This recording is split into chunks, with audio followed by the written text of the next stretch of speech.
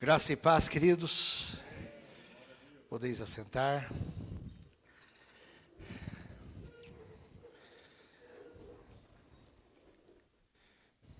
Que bom podermos estar aqui mais esta noite para louvarmos, para engrandecermos, exaltarmos o nome santo e poderoso do nosso amado Senhor e Salvador Jesus Cristo.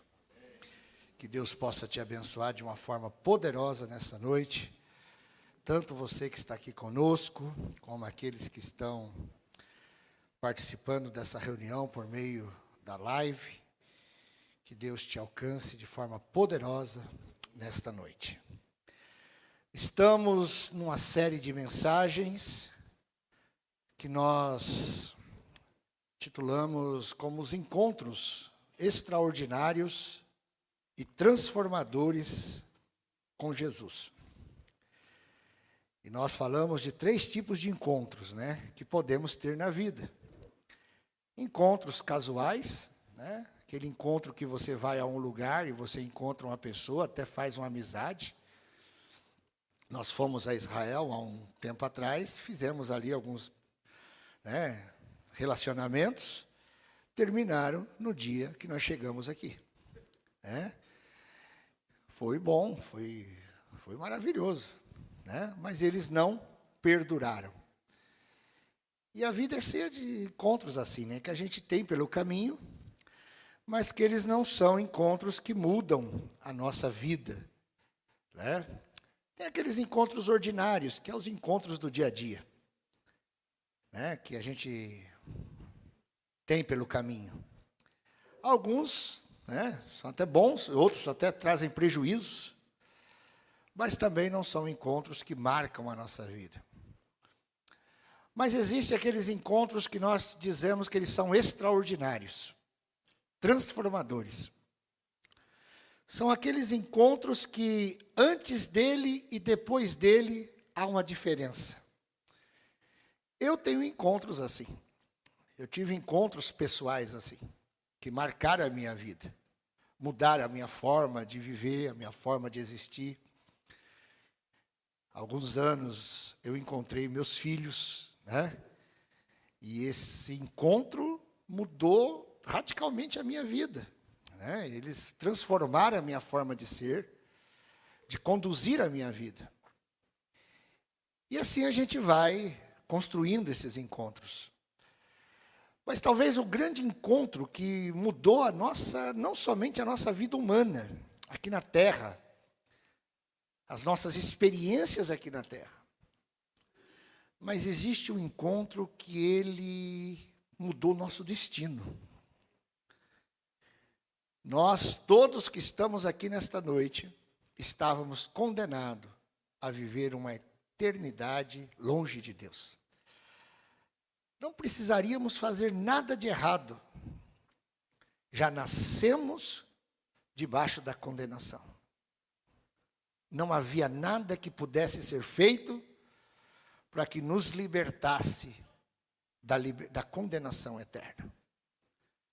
Mas aí, Jesus entrou na nossa vida. Nós encontramos Jesus pelo caminho e aquela sentença de morte, aquela sentença de condenação foi transformada numa sentença de vida, uma sentença de eternidade com Deus. Por isso que eu digo que ele foi, na verdade, o grande encontro. Todos os demais encontros, por mais importantes que eles tenham sido na tua vida, sabia que você poderia ter vivido sem eles? Sabia que a pastora Flávia poderia ter vivido sem o pastor Marcelo? Ela já deve ter falado várias vezes, eu não vivo sem você. E hoje talvez não, Mas poderia, se ela não tivesse encontrado o pastor Marcelo. Talvez estaria casada até com outra pessoa, E ela continuaria vivendo. Por isso que eu digo que o encontro com Jesus, ele faz toda a diferença, porque é o único encontro que não pode ser substituído é o encontro que nós tivemos com Jesus. Esse não pode ser substituído. Porque ninguém tem o poder de fazer e satisfazer e resolver o problema que ele resolveu, que era nos conceder vida eterna. Então, por isso que essa série tem esse pensamento. Encontros de Jesus com alguns personagens. Nós já falamos sobre vários aqui.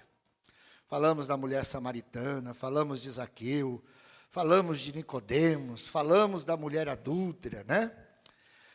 Falamos de vários aqui. Hoje nós vamos falar com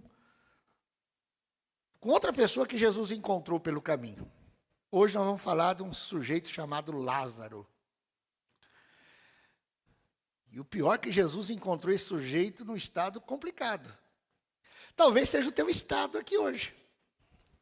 Talvez não fisicamente, literalmente falando, mas talvez você esteja vivendo o mesmo cenário, emocionalmente falando, espiritualmente falando, que Lázaro estava vivendo.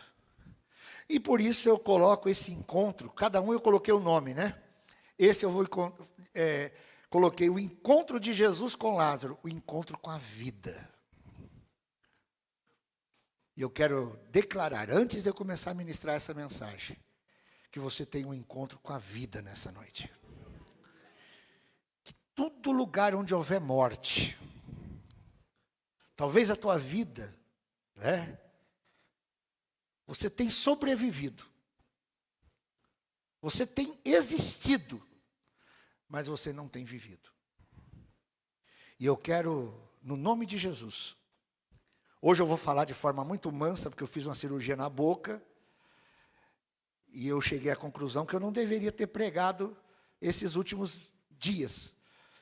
Mas eu sou tomado por uma teimosia que eu sei que a Josicleide está olhando com um olhar estranho para mim. Né? Mas eu estou chegando à conclusão que eu tenho que começar a perceber os meus limites. Né? Você sabe que a gente luta muito para não encarar os limites. Principalmente pessoas que têm uma vida muito ativa. Eu sempre tive uma vida muito ativa.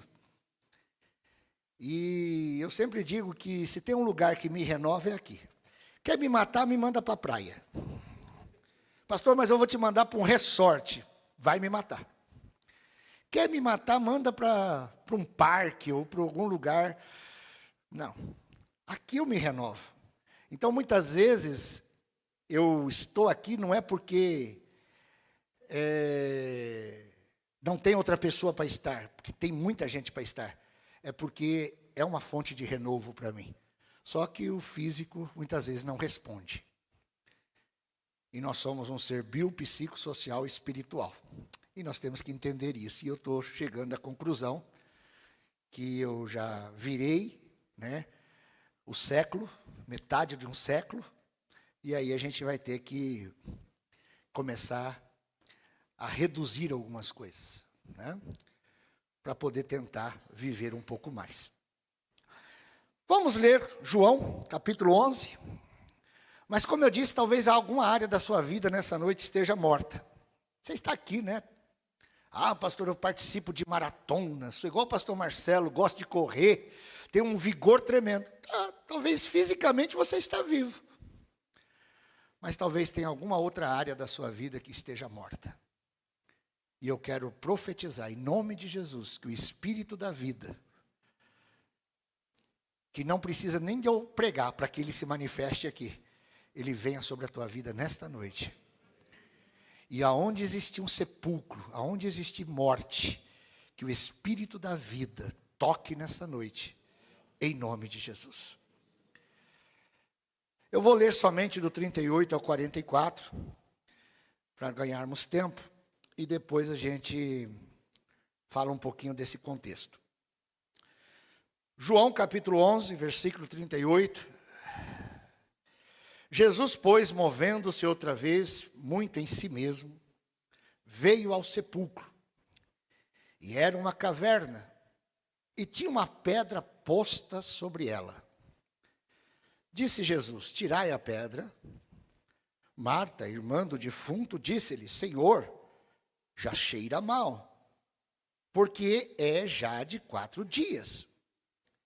Disse-lhe Jesus: não te hei dito que se creres verás a glória de Deus? Tiraram, pois, a pedra de onde o defunto jazia. E Jesus, levantando os olhos para cima, disse: Pai, graças te dou por me haveres ouvido.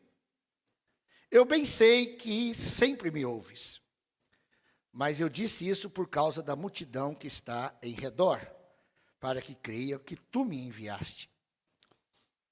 E tendo dito isto, clamou com grande voz: Lázaro, sai para fora. E o defunto saiu, tendo as mãos e os pés ligados com faixas, e o seu rosto envolto num lenço. Disse-lhe Jesus: desligai-o e deixai-o ir. Glória a Deus. Quero um pensamento que eu coloquei aqui hoje. Achei muito conveniente colocar esse pensamento dentro daquilo que nós vamos estar falando nessa noite. O melhor remédio contra o desconforto espiritual é uma atitude que nos leva ao lugar da presença de Deus. Vamos repetir comigo? O melhor remédio contra o desconforto espiritual é uma atitude que nos leva ao lugar da presença de Deus. Eu quero que você guarde isso. Na presença de Deus há restauração. Na presença de Deus há transformação. Talvez os teus desconfortos, sejam eles espirituais, emocionais ou físicos, eles têm te levado a outros lugares, na tentativa de resolver os seus problemas. Maurinho, o que você está fazendo aí, filho? É a idade também. Está meio cansadinho. Muitas vezes você está vivendo alguns tipos de desconforto, e eu acredito que o pior desconforto que nós deveríamos viver e perceber, e não ignorá-lo, seria o desconforto espiritual. É fácil identificar um desconforto físico. Eu estou vivendo um desconforto físico. É fácil de identificar um desconforto emocional, quando as coisas não conseguem te alegrar e você muitas vezes é tomado por uma falta de ânimo, mesmo tendo tudo. É fácil identificar um desconforto social, quando você olha para a tua esposa e a vê triste, você olha para os teus filhos e os vê tristes, mesmo tendo uma casa para morar, mesmo tendo comida à mesa. E a gente é rápido para identificar isso, mas não temos a mesma agilidade, não temos a mesma perspicácia, não temos a mesma rapidez, o mesmo discernimento para identificar um desconforto espiritual. Eu chamo de desconforto espiritual é quando você consegue olhar para a tua vida e dizer: alguma coisa não está no lugar. O que eu estou vivendo não é para eu estar vivendo dessa maneira. O meu relacionamento com Deus não é para estar dessa forma. Eu estou vivendo situações que eu não consigo me sentir desconfortável com elas. Estou vivendo práticas erradas, mas isso não me perturba. Estou tendo atitudes erradas, mas a minha consciência continua tranquila. Eu consigo dormir. E eu te desafio a você dormir, se você estiver vivendo um desconforto espiritual. Se você estiver vivendo uma crise com Deus, e você levar essa crise a sério. Mas tem pessoas que dormem. Tem pessoas que conseguem ficar tranquilas,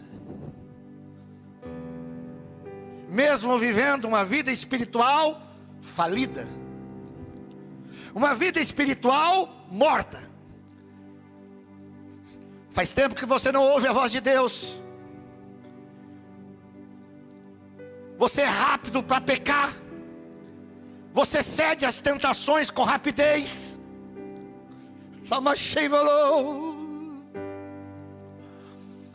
Coisas que você antigamente não ignorava, hoje você ignora.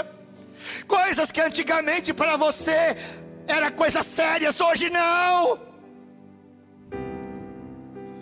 Hoje você consegue administrar. Talvez você dê o nome a isso, a maturidade.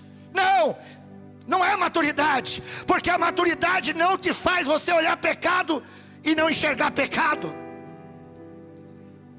A maturidade jamais lhe permitirá que você esteja vivendo uma vida fora dos padrões de Deus e você fique confortável com isso. Talvez é que você esteja cada dia mais distante desse lugar de restauração.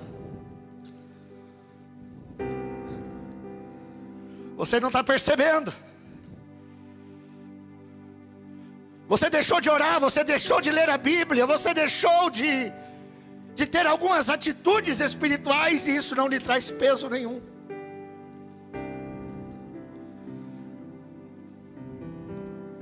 E isso é triste, porque daqui a pouco você vai estar tão engessado que você vai chamar o certo de errado e o errado de certo. Você vai começar a legitimizar pecado. O Espírito Santo está falando. Você vai começar a legitimizar pecado.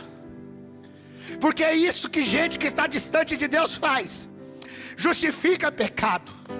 Legitimiza pecado.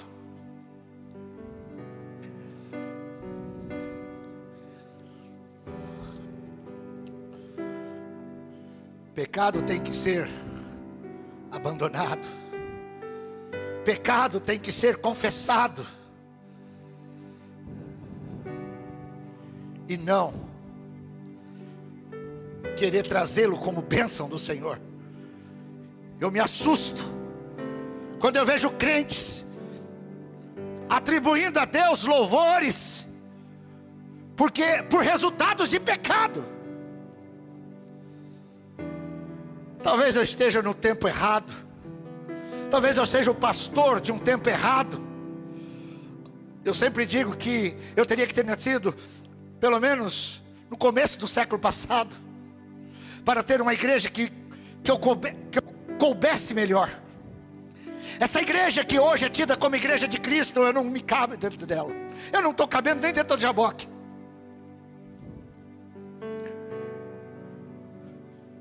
Porque nesta igreja se aplaude erro. Nesta igreja se aplaude gente que não glorifica o nome do Senhor.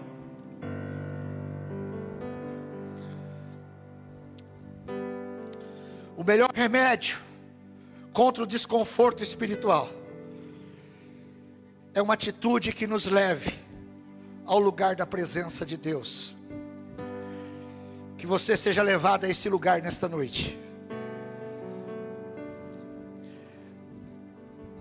Dois personagens que protagonizam, que faz parte dessa grande história.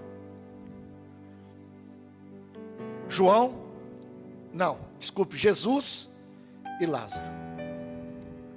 Jesus é o personagem principal, o protagonista da história. Lázaro é o ator coadjuvante, mas foi aquele que, ao encontrar-se com Jesus, recebeu o grande milagre. Hoje, nesta igreja e nesta live, também esses dois personagens se encontram. Jesus, que continua sendo o protagonista da história, e tem que ser. E o segundo personagem é eu, é você, que somos os coadjuvantes. Mas mesmo sendo os coadjuvantes, somos o alvo do milagre do protagonista. Eu vejo Jesus sempre inserindo, pastora Flávia. Como Jesus tem uma facilidade de fazer as pessoas se tornarem importantes. Como Jesus tem a facilidade de colocar pessoas no protagonismo. Nós vivemos uma época hoje que todo mundo quer aplausos, sem fazer nada. Sem fazer nada. Mas Jesus, mesmo sendo o protagonista, Ele tem uma capacidade de inserir pessoas simples, sem nenhum valor humano, como sendo o centro da história.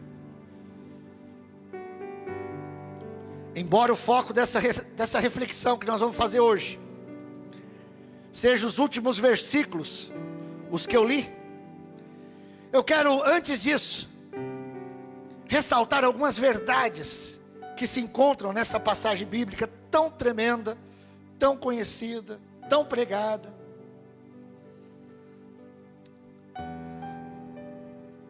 A história conta de uma família de Betânia, um lugar que Jesus costumava ir. Toda vez que Jesus estava naquela cidade, nós conhecemos, né? A aldeia de Betânia. Todo Jesus estava naquele lugar, era ali que ele descansava, era ali que ele era hospedado.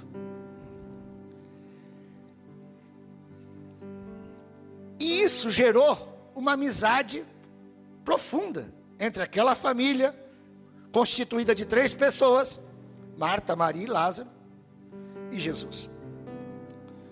E a história nos conta que houve um momento que Lázaro adoeceu. Marta, rapidamente, sem pensar 2 vezes, manda chamar Jesus. E o pensamento de Marta é 2. Primeiro, se Jesus chegar, o problema é resolvido. E o segundo, Jesus jamais deixará de vir. Até porque ela ressaltou: vai e diga para Jesus que o seu amigo Lázaro está doente. O mensageiro é enviado, chega até Jesus a notícia de que Lázaro está doente. Mas Jesus estava numa missão. Jesus estava num projeto evangelístico. E manda uma notícia, uma resposta para Marta: eu não posso ir agora, mas diga para Marta que essa doença não é para a morte, é para a vida. O menino chega de volta trazendo essa mensagem: olha, Marta, ele não pôde vir, ele não pôde te atender hoje, mas ele está dizendo que isso não é para a morte, não, é para a vida. O nome dele vai ser glorificado. Só que Lázaro morre. Passado alguns dias, Jesus disse: precisamos ir para Betânia, porque Lázaro está dormindo. Aquilo que é morte para você, para Jesus é simplesmente um sono. Jesus chega, só que ele não foi recepcionado como sempre fora, porque aquelas mulheres estão cheias de ressentimentos. Aquelas mulheres estão cheias de dor no coração. Jesus não tinha vindo quando elas precisavam. E a primeira coisa que Marta olha para Jesus e diz: se tu estivesses vindo, se tu estivesses aqui, ele não teria morrido. Eu te chamei, eu confiei, eu acreditei em todas as vezes que você falava que tinha a nossa família com grande estima, mas o Senhor não veio. Jesus então disse: eu sou a ressurreição e a vida, aquele que crê em mim, ainda que esteja morto, viverá. Marta, cheia de teologia na cabeça: eu sei, não precisa me ensinar teologia, eu não desviei ainda, eu sei que vamos ressuscitar no último dia. Jesus disse: Marta, eu sou a ressurreição e a vida, aquele que crê em mim, ainda que esteja morto, viverá. Se creres, verás a glória de Deus. Onde está o corpo? Mas Senhor, o que adianta ir agora lá? Já faz 4 dias que ele morreu, já cheira mal. E aí Jesus vai até o túmulo, ora ao Pai, porque o grande propósito de Jesus é dar glória ao Pai, né? Tem gente que não gosta de dar glória a Deus não, né? Gosta de aparecer na foto, gosta de aparecer na foto. Mas Jesus tinha, a Bíblia diz que ele orou ao Pai e disse: Pai, graças te dou porque sempre tu me ouves. E olha o que ele disse: eu sei que o Senhor já me ouviu, mas eu faço isso para eles não pensar que foi eu que curei. Jesus é fenômeno mesmo, né?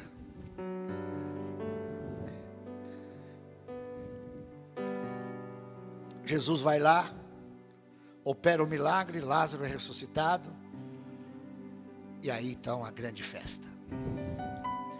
A partir dessa síntese, algumas coisas eu quero que você entenda, antes de nós entrarmos no teor da palavra. Primeiro, a família de Betânia era amada de Jesus. Diga: a família de Betânia era amada de Jesus.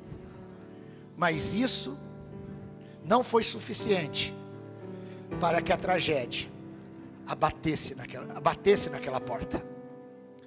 Vocês estão entendendo? O texto diz, no versículo 1 e o 5: havia um homem chamado Lázaro, era de Betânia, do povoado de Maria e sua irmã Marta. Jesus amava Marta, a irmã dela, e Lázaro. Tem gente que na hora da dificuldade começa a colocar em dúvida o amor de Deus. Ah, mas se o Senhor me amasse, isso não aconteceria. Aqui está o relato de alguém que era amado de Jesus, mas isso não impediu que a tragédia tocasse aquela família. Eu quero dizer para você nessa noite: Jesus te ama profundamente. Ele te ama de verdade. Você não tem condições de conhecer, de entender a grandeza deste amor de Deus pela tua vida. Mas mesmo te amando dessa maneira, você não está imunizado de tempos difíceis. As tragédias ao tocar na tua vida não são sinais de que Deus não te ama. Comece a entender isso. Comece a mudar a mentalidade a respeito de Deus. A maior parte das pessoas que estão desencantadas com Deus, sabe por que aconteceu?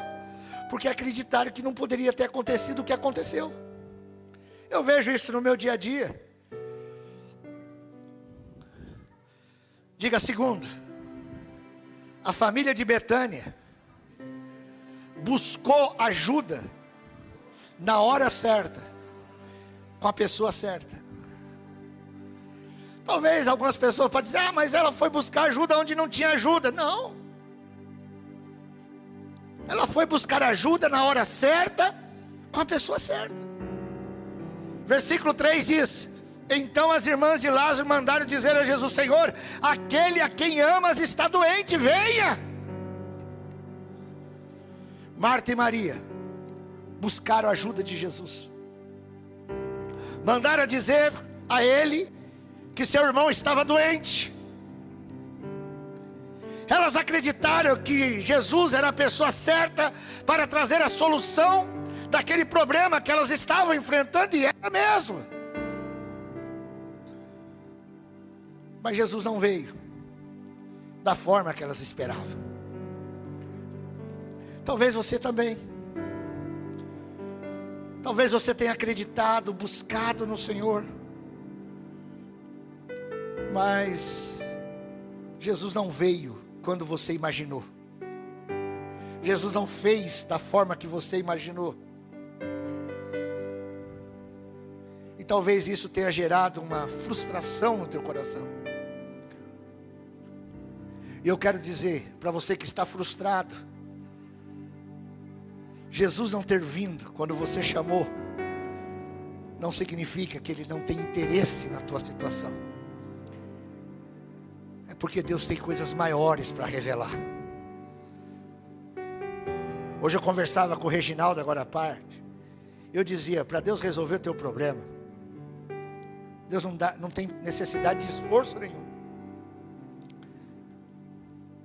O grande problema não é resolver o teu problema, o grande é resolver o problema que é você. Foi isso que eu falei, não falei? Eu não sou nada consolador, né, Reginaldo? Qual o problema para Deus abrir o Mar Vermelho? O problema foi fazer Moisés pegar o cajado e tocar no Mar Vermelho. Teu problema não é nada para Deus, querido. É que Deus tem um processo. Muitas vezes Deus quer alcançar um projeto.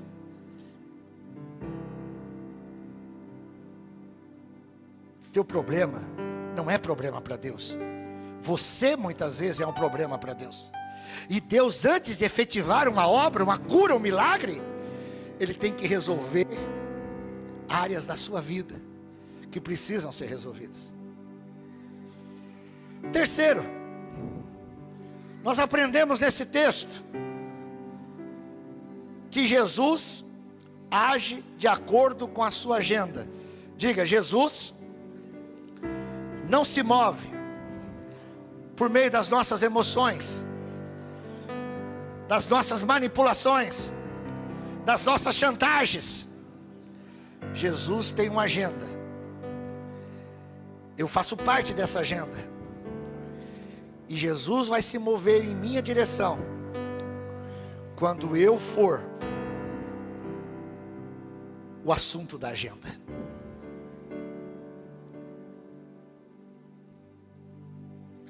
Pastor, por que não aconteceu ainda? Porque você não é o compromisso da agenda dele ainda. Oh. Você está lá na lista de prioridades dele. Mas diga, Deus tem uma agenda. Aleluia. Ao ouvir isso, Jesus disse: essa doença não acabará em morte, é para a glória de Deus, para que o Filho do Homem seja glorificado por meio dela. Jesus amava Marta. Olha aqui a enfatização. Jesus amava Marta, Maria e Lázaro. No entanto, quando ouviu falar de Lázaro, que estava doente, ficou mais 2 dias onde estava. Diga assim: Jesus não se move pelas nossas pressões. Talvez aí seja o grande conflito para você servir a Deus, querido.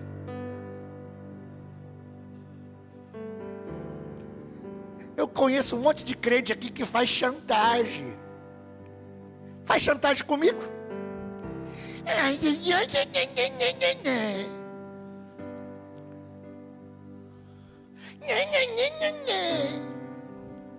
Aí quer tentar manipular Deus. Se o Senhor não fizer,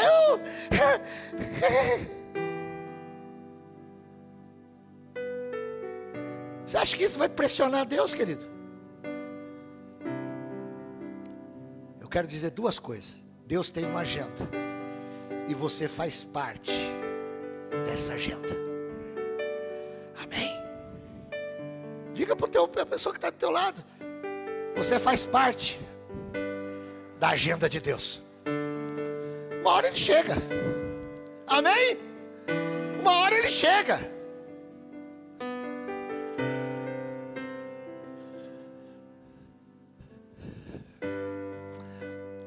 Ao invés de mudar a sua agenda para socorrer Lázaro, Jesus ainda ficou mais 2 dias. A demora de Jesus frustrou as expectativas das irmãs de Lázaro. E Lázaro acabou morrendo. O que elas não sabiam. Diga, o que elas não sabiam. E que eu também não sei. É que por trás da demora de Jesus. Diga assim, ó, por trás da demora de Jesus. Tem algo grandioso. Tem algo grandioso. Que está sendo preparado. Aleluia. Oh, yandaré, piolá. Oh, yalabaxeregadabaçou. Aleluia. Aquilo que Deus tem na sua agenda, querido, vai superar as tuas expectativas. Eu estou profetizando. Eu estou profetizando. Muitas vezes Jesus parece demorar. E essa demora acaba gerando uma frustração, uma decepção.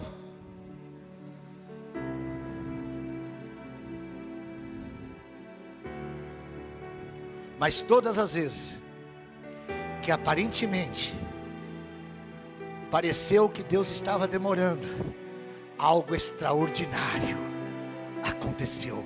Algo extraordinário está para acontecer.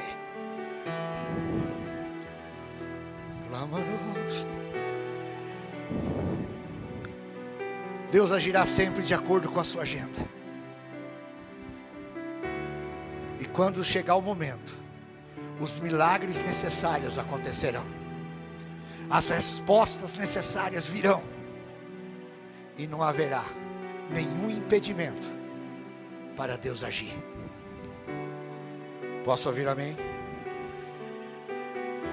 Diga assim: Jesus age segundo o cronograma do céu e não segundo a nossa agenda da terra. Aleluia.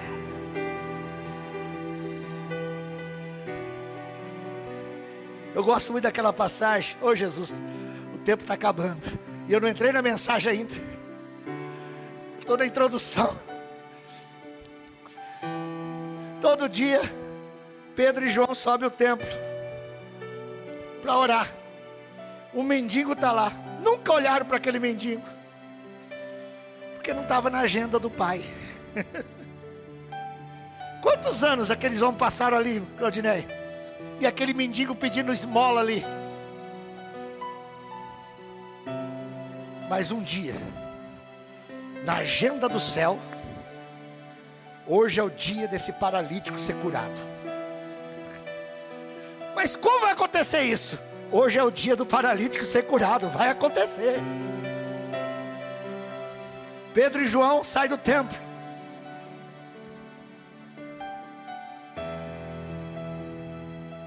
Uma esmola, pelo amor de Deus.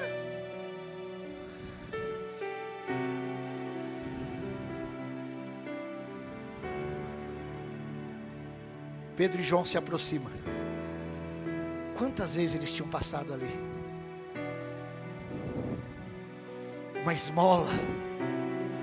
O que você está esperando é esmola.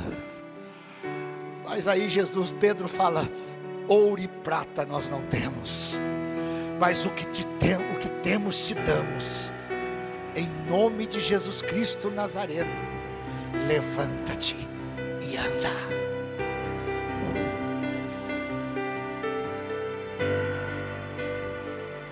Era o dia que estava na agenda do Pai.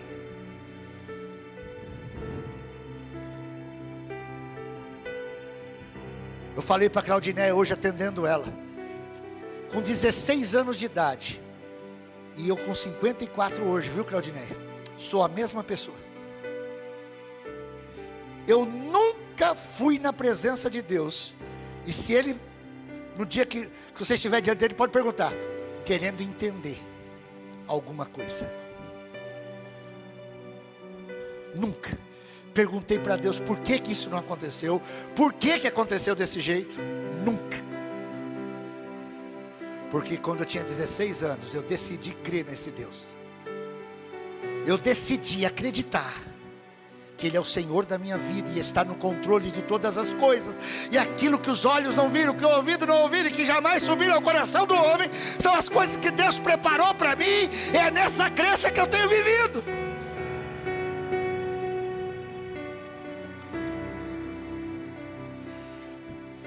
Outra coisa que Jesus mostra nesse texto é que Jesus se identifica com a nossa dor.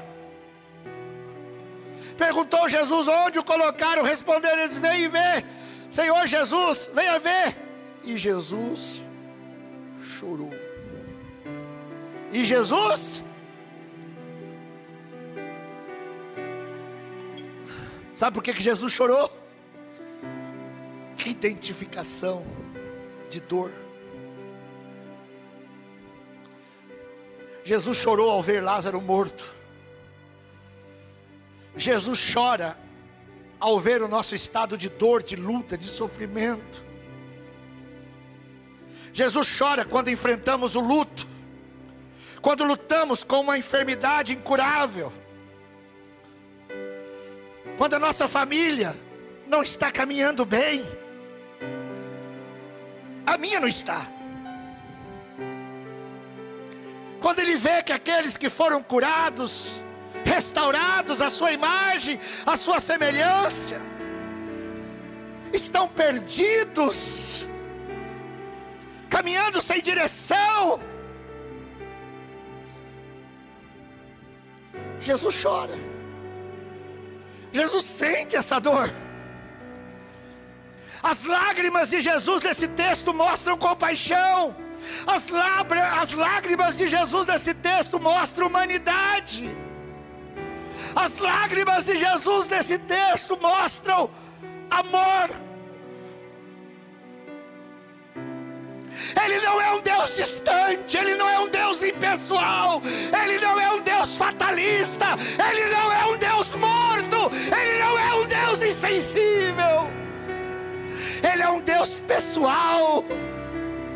É um Deus que se revela, é um Deus que chega, é um Deus que assume a nossa dor.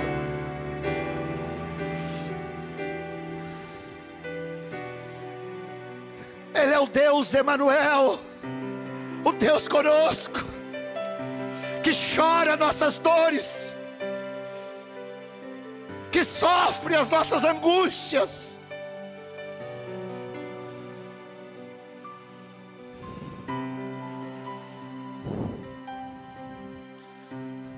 Diante disso tudo que nós vimos até aqui, no tempo que me resta, eu quero apresentar 3 atitudes que eu e você precisamos ter,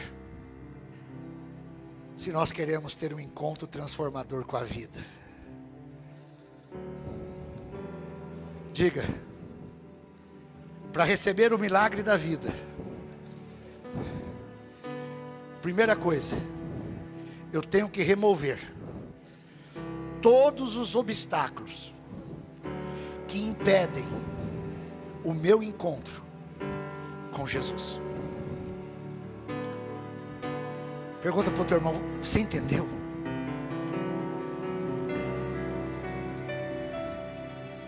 Para receber o milagre da vida, eu preciso nesta noite remover todos os obstáculos que possam impedir a minha aproximação com o Senhor da vida.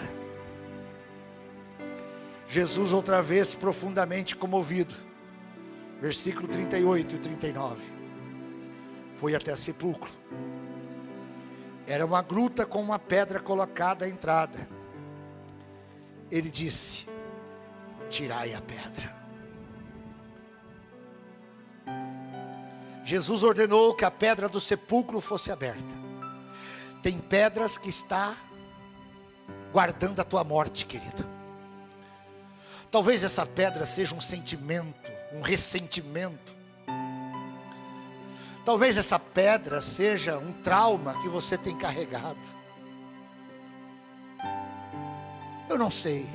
Talvez essa pedra seja um pecado que você tem tentado esconder. Você consegue bem esconder da tua esposa, dos teus filhos, da tua igreja. Tem pastores que viverão no pecado a vida toda e nunca serão denunciados. Só vamos saber que ele foi reprovado no dia do Senhor.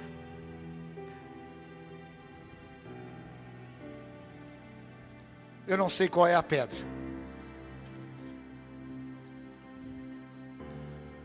Eu só sei que aquela pedra era um obstáculo que se colocava entre Jesus e Lázaro. E eu pergunto para você nessa noite: qual é a pedra? Talvez a pedra seja as tuas desculpas, as tuas justificativas, as tuas negações, a tua hipocrisia, a tua tentativa de mostrar uma espiritualidade que não é verdadeira.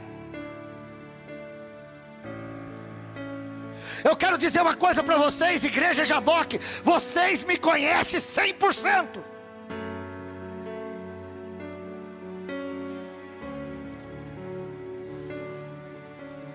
Alguém disse esses dias atrás: pastor, o senhor tem que tomar cuidado, principalmente quando falar com líderes, para não mostrar fragilidade.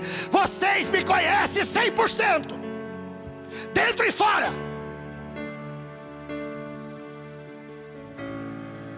Eu não sou um pastor adestrado. Eu sou um homem que creio na graça do Senhor Jesus Cristo, que na minha fraqueza Ele gera força, que na minha tristeza Ele me coloca de pé. Tenho medos, tenho angústias, mas que a graça dEle é maior do que tudo isso.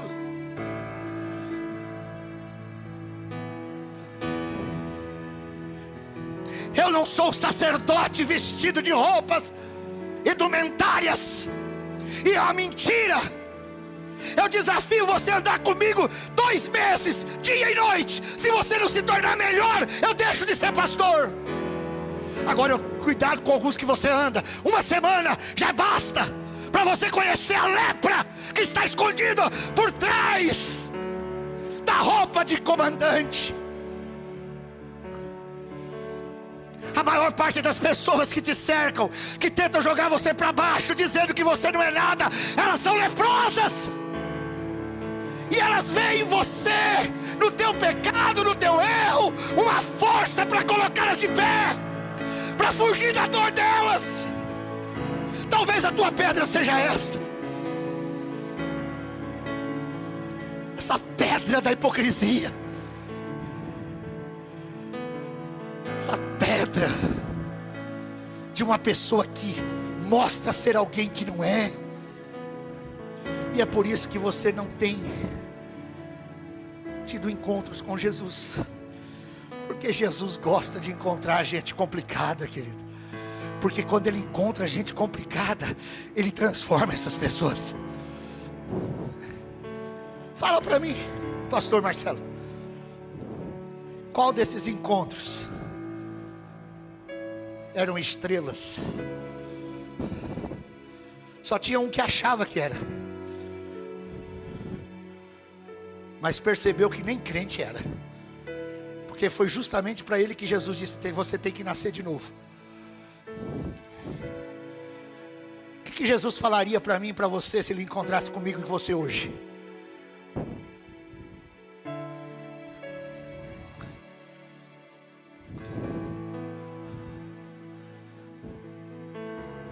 Diga: para eu receber o milagre da vida, eu preciso remover todas as pedras que impedem eu chegar até Jesus. Entenderam? O Espírito está fluindo aqui, querido. Não sei se ele vai alcançar aqui ou se vai alcançar além daqui, mas ele está trabalhando nessa noite. Diga: segundo, para receber o milagre da vida, eu preciso ouvir. Eu preciso ouvir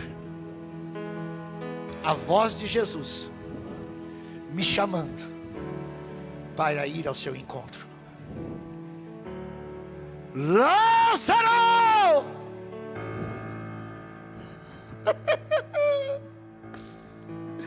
Dentro do túmulo, dentro do túmulo, enfaixado. Lázaro, sai para fora. Paulo, Elisa, Claudineia, Bartolomeu, saia para fora. A ressurreição chegou, a vida chegou. Jesus bradou em alta voz dizendo: Lázaro, venha para fora. Jesus não foi tirá-lo de lá, querido.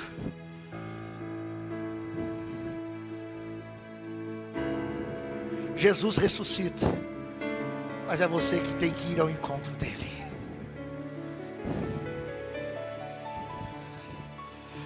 Jesus chama Lázaro da sepultura. É certo que se Jesus não tivesse mencionado o nome de Lázaro, por que Jesus chama Lázaro? Diga: há coisas no reino do Espírito que tem que ser direcionado.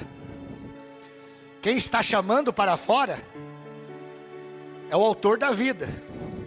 Se Jesus falasse assim: mortos, saiam para fora, todos ressuscitariam.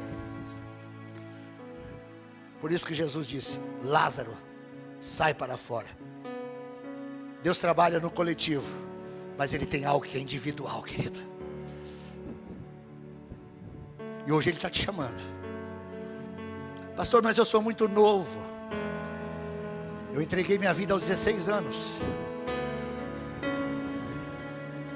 Nunca me arrependi. Você que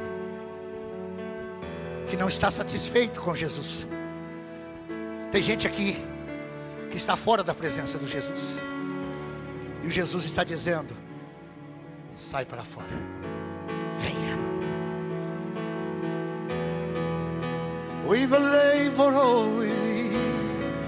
Quem nessa noite está nesse lugar? Antes de eu terminar, eu tenho 9 minutos ainda, vou terminar em ciminha. Quem aqui nessa noite se encontra no estado de morte, mas está conseguindo ouvir a voz de Jesus nessa noite, dizendo: fulano, Beltrano, sai para fora.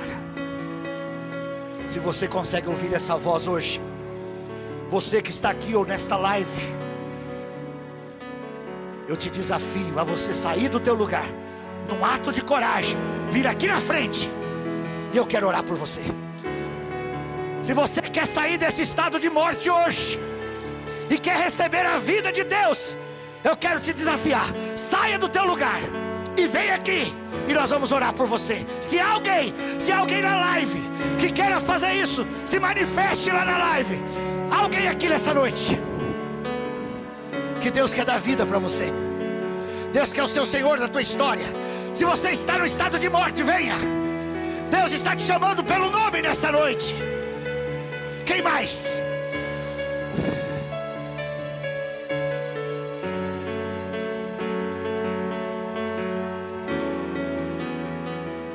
Ele te chama pelo nome. Ele te chama pelo nome. E Ele está chamando você hoje. Você que está adormecido na fé. Você que está abortando aquilo que Deus tem para a tua vida. Talvez a tua vida pessoal seja um espetáculo, mas espiritualmente falando, a coisa não está legal. E eu vou falar mais uma vez. Se você consegue ouvir a voz do Senhor nessa noite, no ato de coragem, levante do teu lugar e vem aqui. Eu não vou orar por ninguém que está sentado.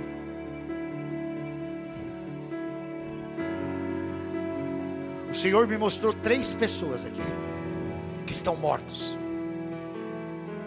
3.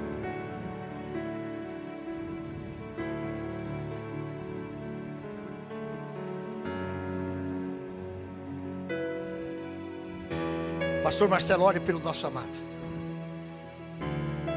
E o terceiro ponto. Diga: para receber o milagre da vida,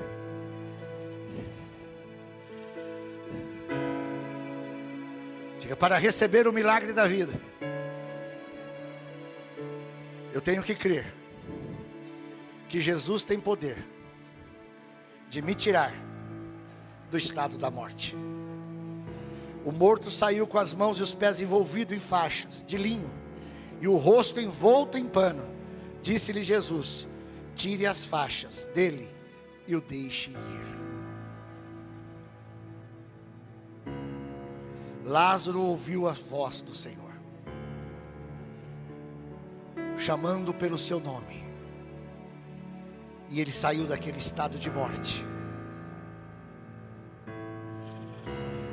Aquele que outrora estava morto, pelo poder de Jesus, ressuscitou.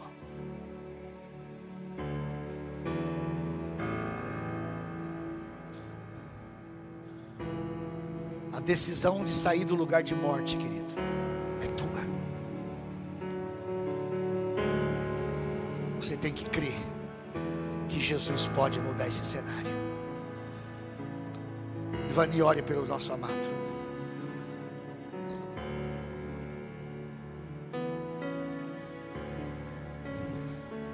Há pessoas que enterraram a sua vida emocional, sua vida social, sua vida espiritual.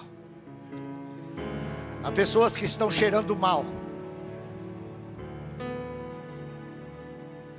estão vivas fisicamente, mas vivendo um estado de morte.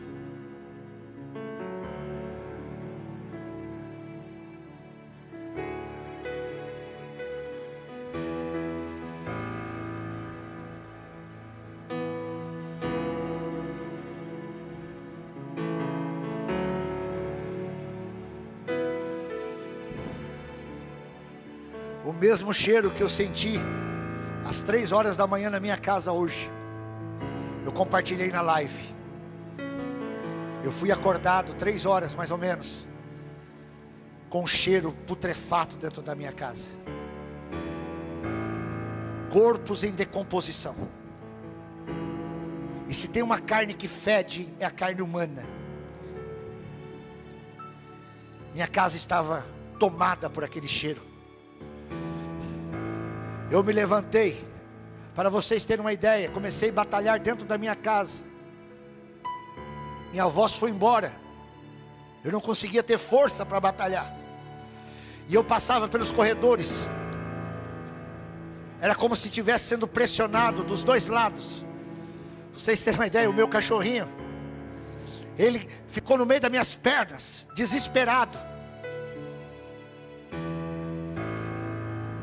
E aquele cheiro terrível,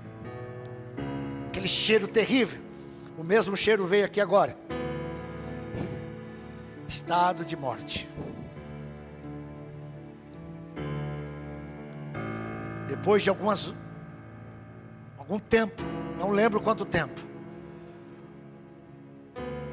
o cheiro desapareceu. Mas eu não consegui dormir 1 minuto a mais.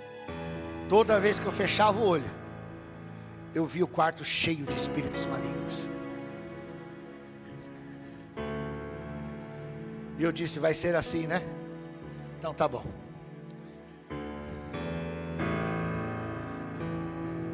Eu não tenho problema em não dormir.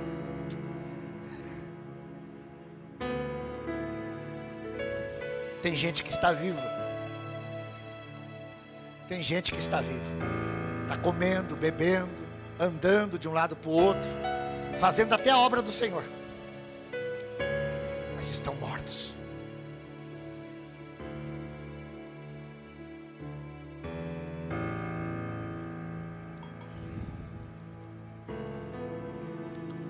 Eu quero terminar essa mensagem. A porta do milagre está aberta. E essa porta se chama fé no Senhor da vida. Amém? Deus te abençoe em nome de Jesus.